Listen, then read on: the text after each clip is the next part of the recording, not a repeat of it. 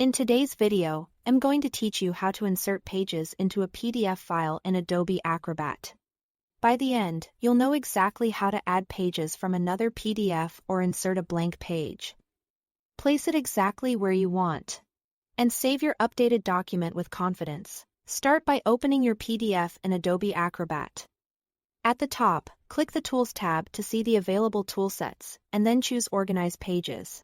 This view shows your document as a series of page thumbnails, which makes it easy to see where new pages will go. Next, click the Insert button.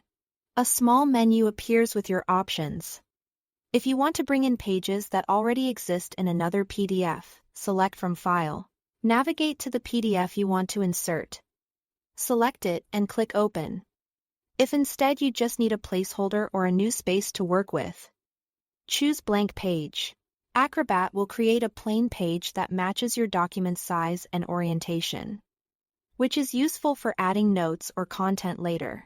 After you choose the source either from File or Blank Page, Acrobat opens a placement window. Here is where you control exactly where the new pages will appear. First, decide whether the new pages should go before or after a specific page. You can choose to place them at the very beginning, at the very end, or in between existing pages. If you are inserting in between, select the page number you want to anchor around, and then choose whether the new content should land before that page or after it. This lets you target an exact spot. Whether you are adding a cover at the front, an appendix at the back, or a form page in the middle.